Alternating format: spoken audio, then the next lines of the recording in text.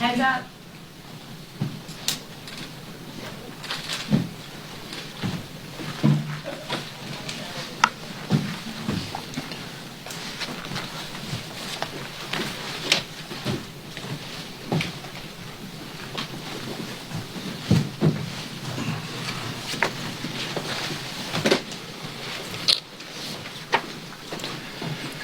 Good afternoon. I'm here today with an incredible group of champions, members of Congress, and advocates for reproductive freedom here in the United States of America. Today, we solemnly gather to mark the anniversary of the Dobbs decision, one of the most unconscionable and un-American decisions in the history of the United States of America.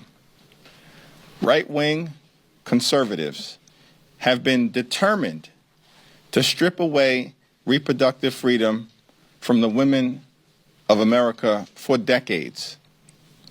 And that resulted in the Dobbs decision that occurred 3 years ago today.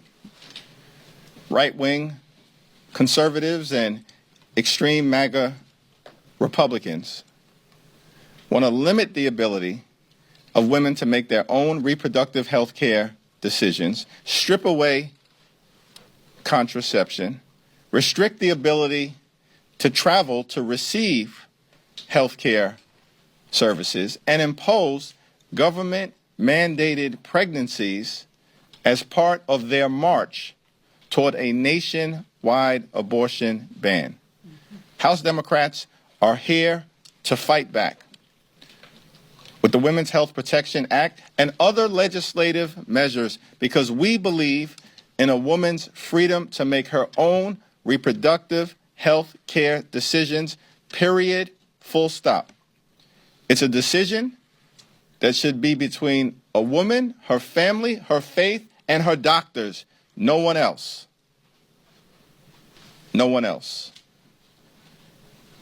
And so it's my honor and privilege to stand here with these champions for reproductive freedom, with our commitment as House Democrats to make clear to the American people that we are not going to step back ever from the effort to strip away reproductive health care freedom from women. We're going to fight back.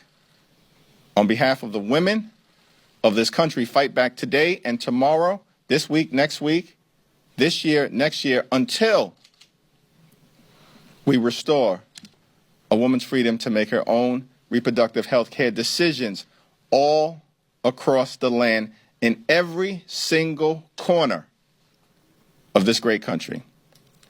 It's now my honor to yield to one of those champions, my good friend, my classmate, the distinguished whip of the House Democratic Caucus, and a distinguished gentlelady from the great state of the Commonwealth of Massachusetts.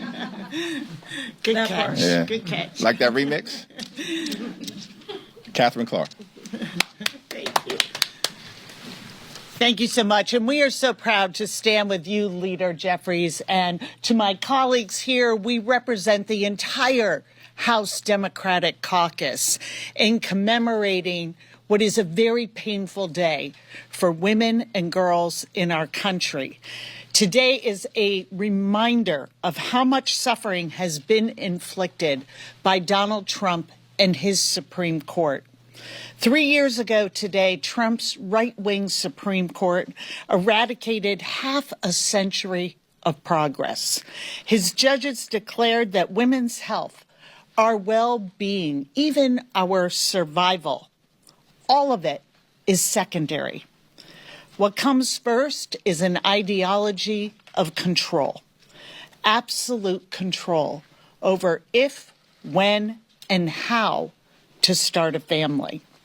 And as we look forward to celebrating the 4th of July and our fundamental freedoms as Americans, it is a painful contrast that young women today in our country have fewer rights than their grandmothers did.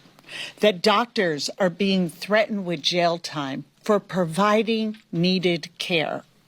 Patients are being denied life-saving care. 35% of the counties in our country now are maternity care deserts. And in states that have broad abortion bans, that number soars. In Georgia, for example, half of all counties don't have a single obstetrician. And now the GOP is going even further. Despite all the promises on the campaign trail we heard last year, Republicans are still not finished taking away health care from women in this country. Their big, ugly bill will kick 16 million Americans off of health coverage.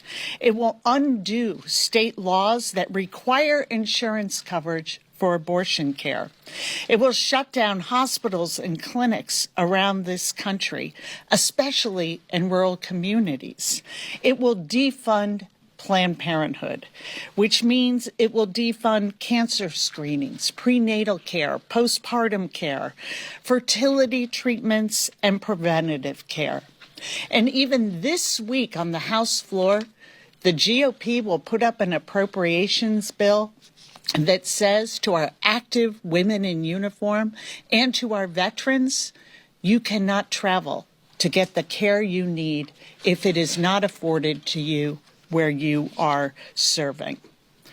Republicans are choosing to make life harder, more expensive, and more dangerous for America's 170 million women and girls, all to benefit 900 billionaires. Well, women are fighting back. House Democrats are fighting back. We're fighting to save lives, and we're fighting to uphold the right to control your own body and your own future.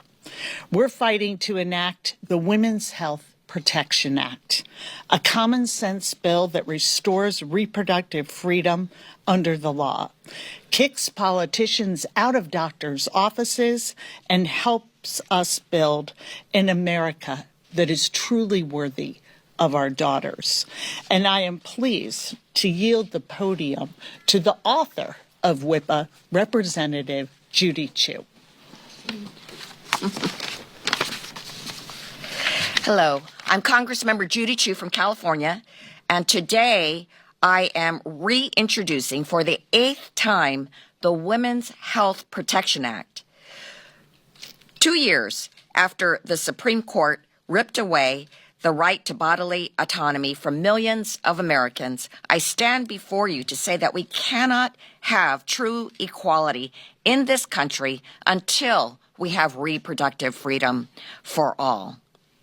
In these years since the Dobbs decision, we've seen disastrous impacts of abortion bans in states across the country. I will never forget the 9-year-old from Ohio who was raped and forced to go to Indiana for an abortion, and then her doctor was threatened with the loss of her medical license.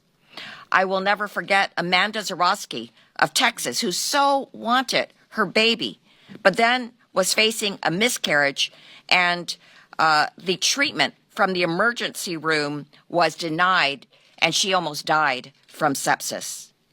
I will never forget Amber Thurman of Georgia, who did lose her life because the emergency room refused to treat her after she had a rare complication after taking prescribed abortion pills in another state.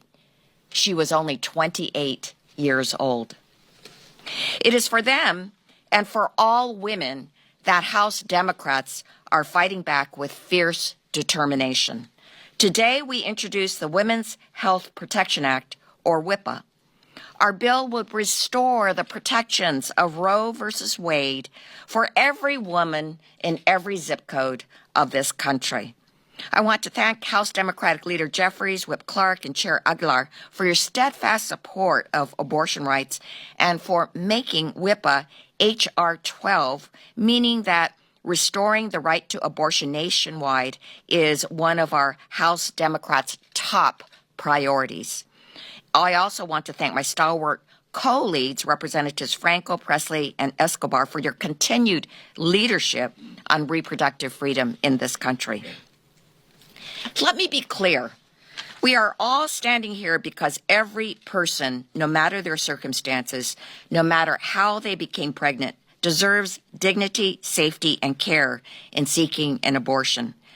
You should not have more rights if you get pregnant in California than if you get pregnant in Texas.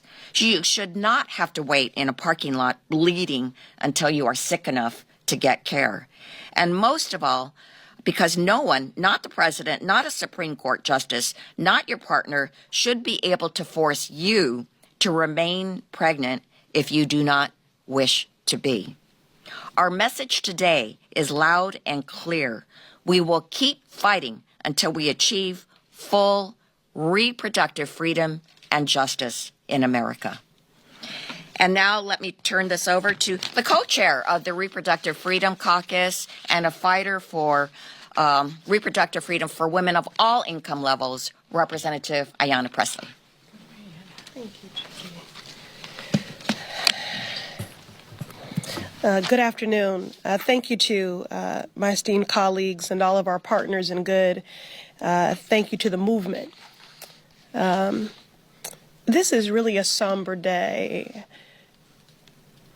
You know, this attack on bodily autonomy, on health care, was really the first domino to fall, the first attack in this extremist march towards an abortion ban. And what is that really? A nation of forced birth.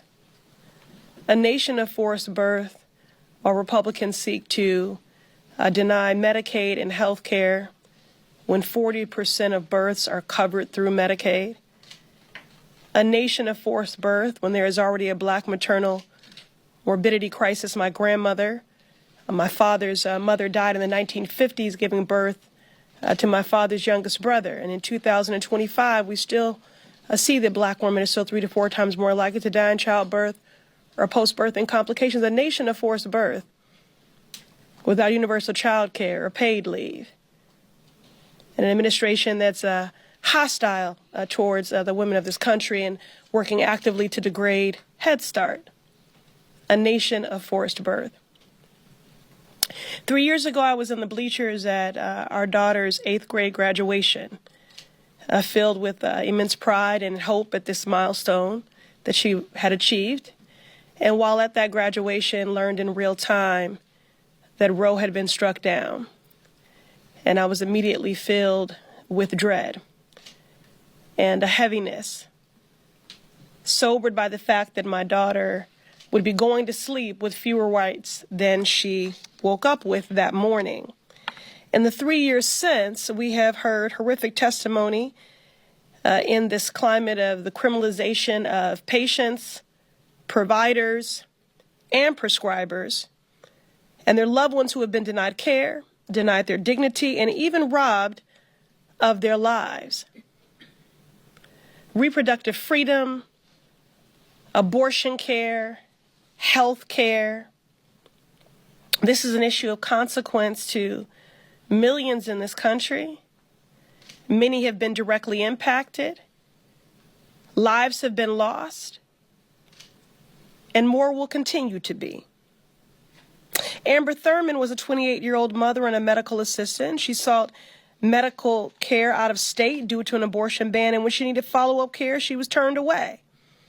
A DNC, a standard medical procedure, was discussed and deferred. Amber died on a hospital gurney, leaving behind her 5-year-old son.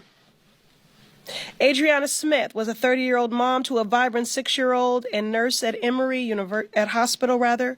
She was sent home from the hospital without the care she needed. She woke up gasping for air, arrived at the hospital, and shortly thereafter was declared brain dead. The blood clots the doctors had missed had claimed her life. To be a black woman in America navigating our healthcare system so often means to have your pain dismissed, delegitimized, denied, to be gaslit by the healthcare system. Not only was Adriana's pain dismissed and her son robbed of his mother, But all of this is because of an extreme abortion ban in Georgia. The hospital stated that they could not take her off of life support. And because she was 9 weeks pregnant when she was declared brain dead, about a month past a missed period, the hospital would not allow Adriana's family to make sensitive end-of-life medical decisions for her, and the hospital made her body an incubator. This week, baby Chance posthumously came into this world by emergency C-section and remains in the NICU. Adriana's family was finally able to lay her to rest and pick up the pieces as they navigate their deep grief. These stories are chilling, and you'll hear many more of them as there are abortion storytellers making their way through our offices in the corridors of Congress this week. These stories are uncomfortable. I'm challenging all of us to sit in the discomfort so that we never grow complacent or wane in this fight. My daughter asked me 3 years ago, why do you always say when we fight, we win? And I told her because it's true. And I will not be a liar to my kid. There are those who aim to rob families across this country of essential abortion care in their home communities. And they're complicit in this harm. They're using every tool, the courts, executive actions, and legislation from state houses to Congress, and notably through this big, ugly bill as it makes its way through the Senate as we speak. The cruelty is the point.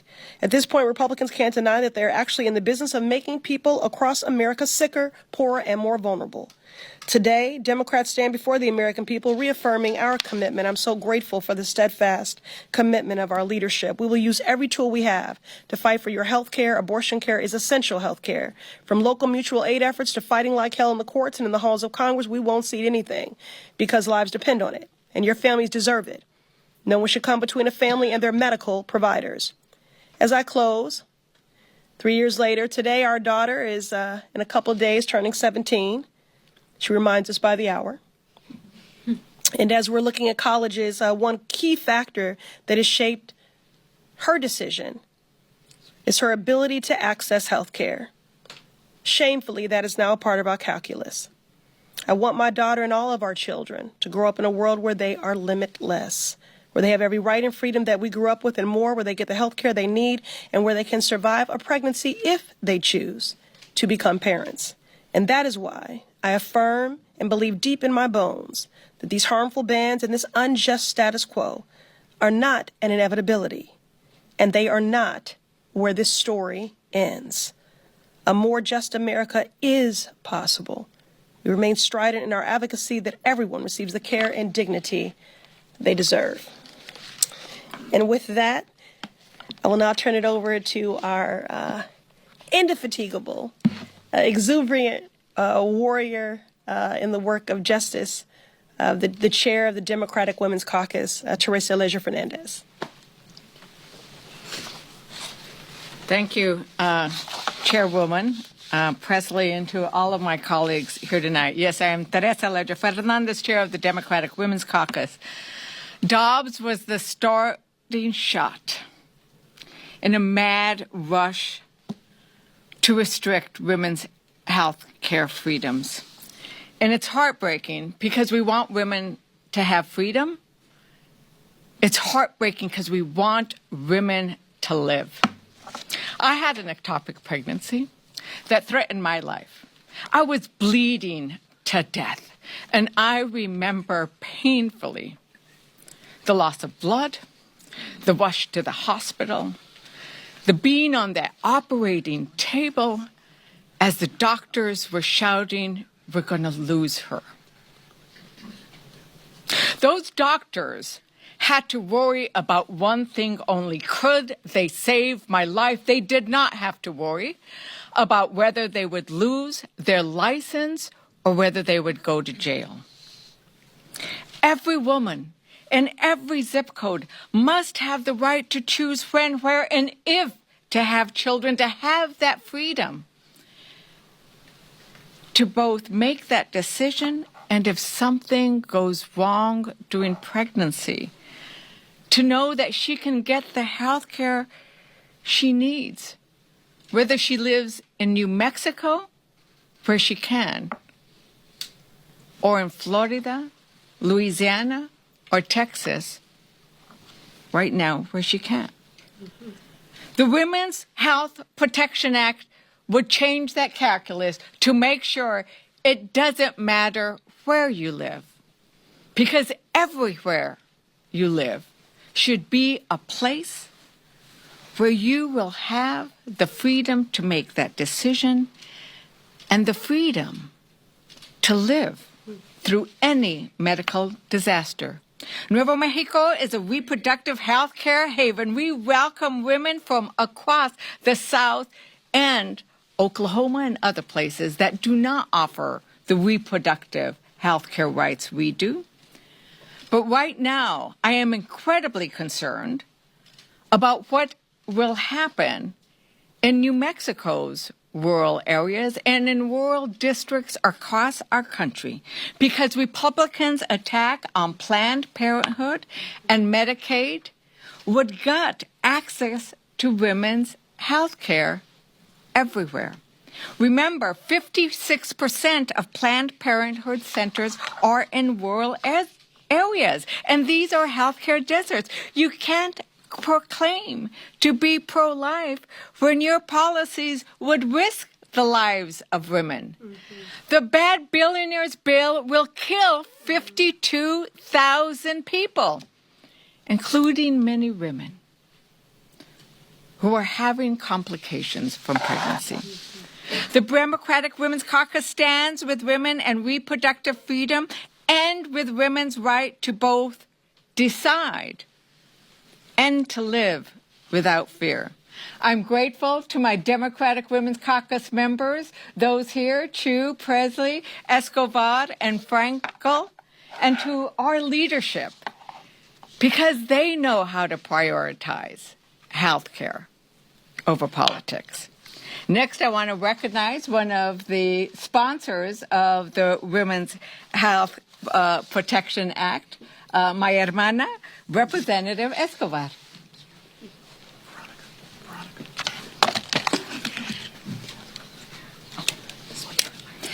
Well, good afternoon, everyone. And I want to thank the Democratic Women's Caucus chairwoman. I want to also thank and extend my appreciation to my co-chairs.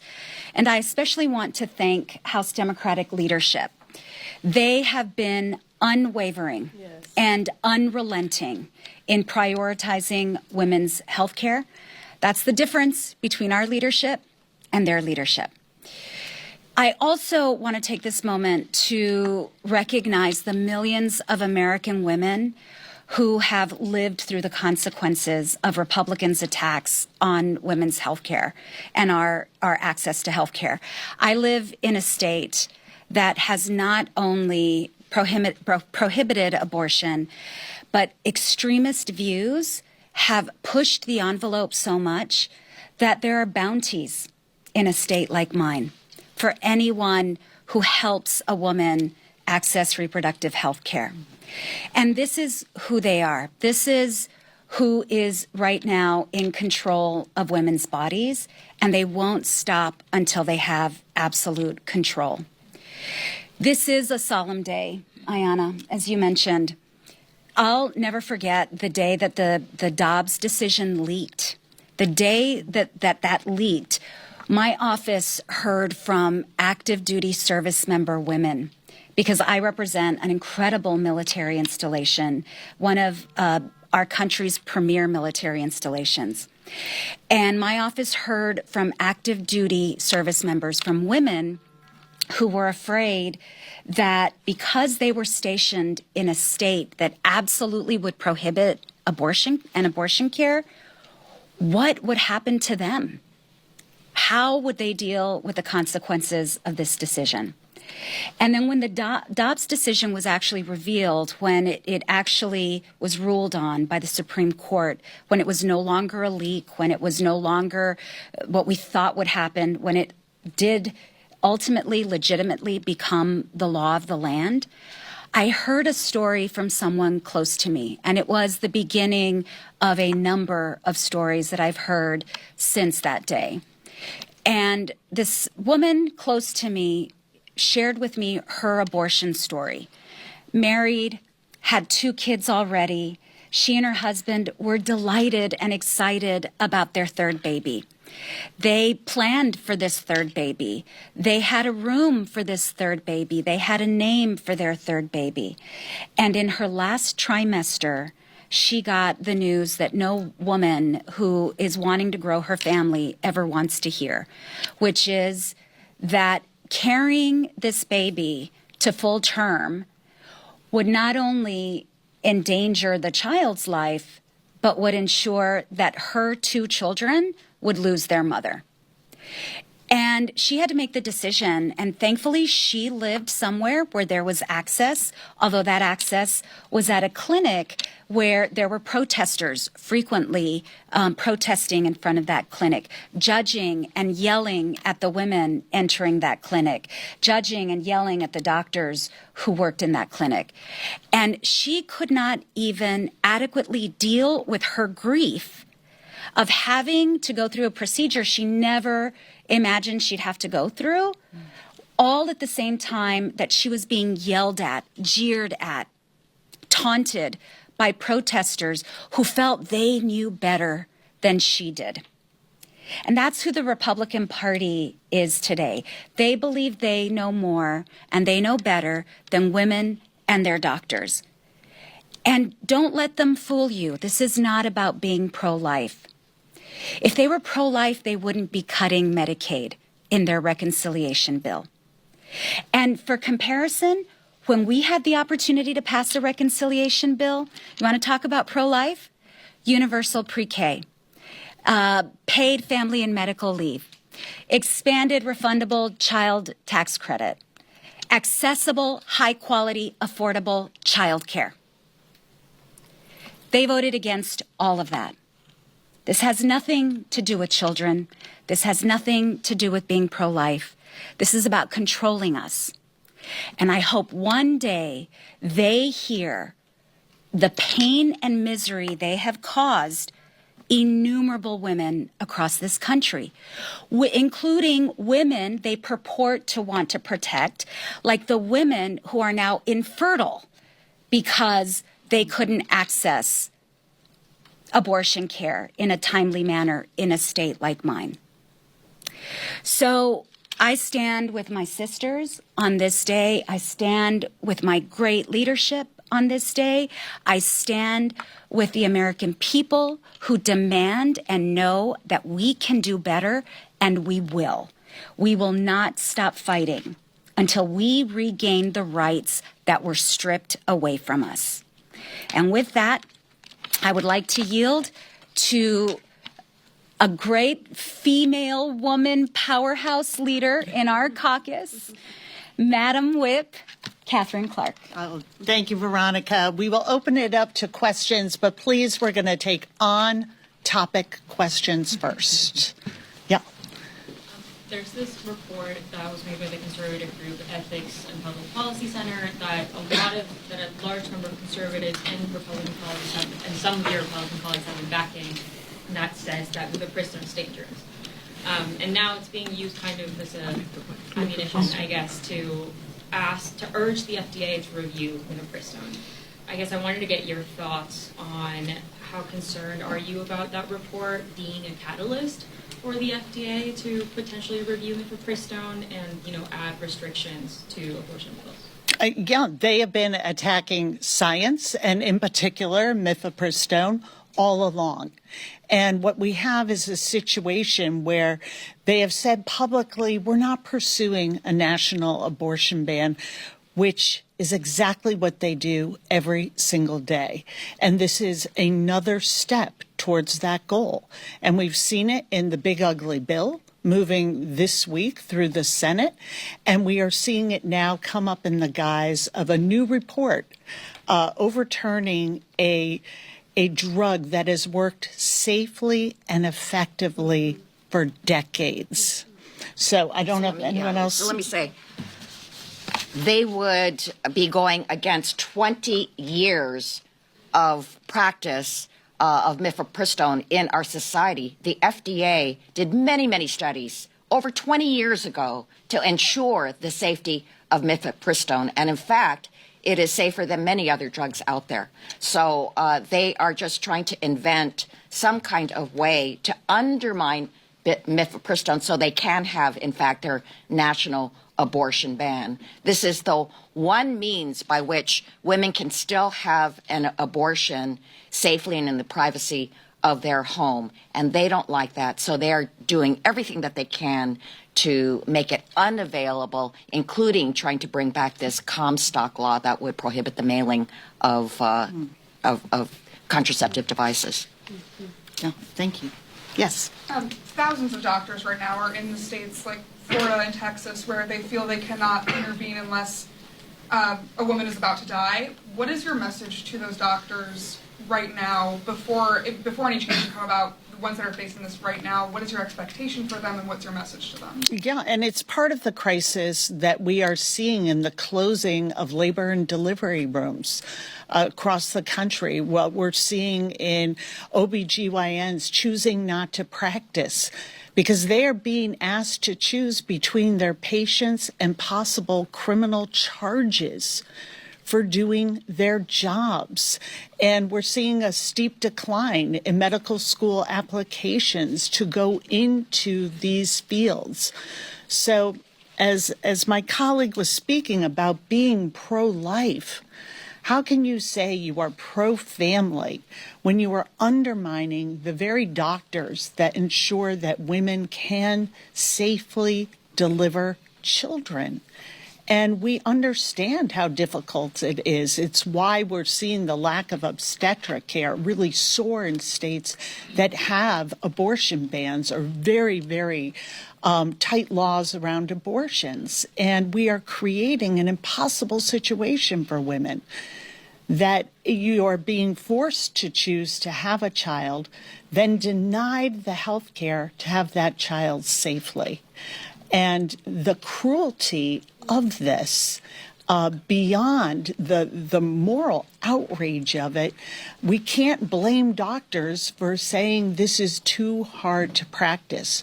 We have to show them our support by changing the laws. And as the leader said, returning this decision to women, their families, in consultation with their doctors and their faith. Anyone else? The answer is the Women's Health Protection Act, and we will keep introducing it until we can get it passed by the House, the Senate, and signed into law. Michael. Thank you, Madam Whip. Earlier this month, Southern Baptists voted to call for the reversal of the Supreme Court ruling that legalized same-sex marriage, and they cited the overturning of Roe v. Wade. In the Dobbs decision, Justice Thomas wrote that the court should reverse the error of the previous precedents, same-sex marriage, contraceptions, using the logic that they used to overturn Roe v. Wade and Dobbs. How concerned are you that conservatives, your Republican colleagues, will use Roe v. Wade, Dobbs to go after other hard-won rights like same-sex marriage, like contraception? What's your message to Americans out there who are concerned that Republicans are after other rights outside of reproductive freedom that you're fighting for today? Well, I'll say this about my colleagues across the aisle. They don't hesitate to tell us exactly where they're going. And the Dobbs decision was a roadmap. So the real concerns that I have heard over whether it's same-sex marriage protections, the right to be able to have contraception in this country, and the right for IVF and other fertility treatments is very much on the agenda. And, you know, that is why this legislation is so very important. It is an important piece of saying that we are going to reassert that this is a constitutional right. And at the same time that they are attacking mifepristone and other things, while they are stripping away research into cancer, into fertility treatments, into Alzheimer's cures, where does that leave the American family? It leaves them without hope. And again, it is cruelty by design. And the threats that are embedded in the Dobbs decision are as very real and as threatening as the actual removal of abortion rights. Yes. Thank you, Congresswoman. Many of your Republican colleagues, they argue and say that they are protecting life and they are not attacking women's rights. Can you just provide me a response to that statement that they've constantly been making, especially considering the most recent thing that happened with Adriana Smith down in Georgia? Yeah, they clearly have no idea what it means to be pro-woman in this country. And that if we want healthy families, you start by addressing the affordability crisis. You start by saying, let's work on getting the price of housing down.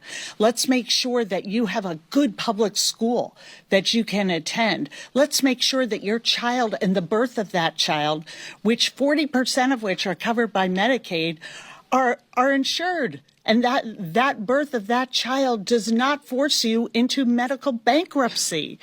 Let's make sure that you are able, if you are a veteran, to access your benefits.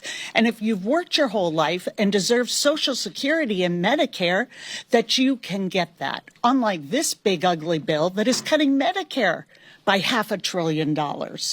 So then we start with the dismantling of women's health care. And everything from cancer screenings that are given by Planned Parenthood that they know full well, 96% of all the services Planned Parenthood offers have nothing to do with abortion, but they are in underserved communities. And they are sometimes that only preventative health care a patient can access. So on their just desire to control women, we are just seeing them dismantle everything that leads not only to success for women, but allows families to get on that first rung of the American dream. And so let's ask the question, when are they going to not only prioritize women and children, when are you going to work for the American people? And when did this become an operation here in Congress that is solely aimed at those who've already achieved great wealth and power and kicking everyone else to the curb? Well, I think it's absolutely outrageous. That's why I brought up the case of Amanda Thurman. She lost her life because the emergency room would not do a simple procedure that could have saved her life. And she was, in fact, forced to go to another state just to even have the procedure of mifepristone. But actually, you think about all the other women whose lives could easily have been lost, especially in Texas. And I want to tell you that I went to Texas and I met a club of women that should never have been in this club, which is the club of women whose lives were endangered because the emergency room refused to take them when they had a life-threatening miscarriage. And in fact, Amanda Zawalski is one of them. But actually, I'll never forget another woman who said that her fetus was not going to live and it was endangering her life. She went to the emergency room. She had the same story as Amanda, and she was going to be turned away. She had to call every state with a clinic that was surrounding Texas to get an appointment, finally got one in Colorado, and because she was so sick, she had to be driven for hours to Colorado in order to get her abortion. That is not saving lives. I mean, what we're talking about is we need to save lives, and by threatening her ability to have treatment in the emergency room, then we are actually saving lives. Thank you for that question. The American people deserve to know the truth, and the truth is Republicans do not have a pro-woman agenda. They have an anti-women's agenda. Republicans are determined to jam their extreme right-wing ideology down the throats of women and the American people. Republicans are determined to enact a nationwide abortion ban that will strip away a woman's freedom to make her own reproductive health care decisions. Republicans are trying to enact the largest cut to Medicaid in American history that will hurt women, hurt children, and hurt their families. Republicans are literally trying to rip food out of the mouths of women, children, and seniors here in America by imposing the largest cut to nutritional assistance in American history. That's not a pro-woman's agenda. It's an anti-women's agenda. That's the truth to the American people. And that's why I'm so thankful for the leadership of Catherine Clark and Judy Chu, and of course Teresa Leger Fernandez, Veronica Escobar, and Ayanna Pressley, and all of the members of the House Democratic Caucus who are standing up for reproductive freedom, standing up for women's health care, standing up for the ability of women to make their own reproductive health care decisions and access the health care that they need for the safety and well-being of themselves, our children throughout America, and our families. Leader Jeffries, can I just have you react to the breaking news that the classified briefing on Iran has been postponed? I guess the GOP wants certain members of the cabinet there. We'll have more to say about that later on this afternoon. But the question that the American people are asking is, why are Republicans hiding facts and the truth from America with respect to the possibility that their actions will drive us into another catastrophic war in the Middle East? Thank you. Thank you.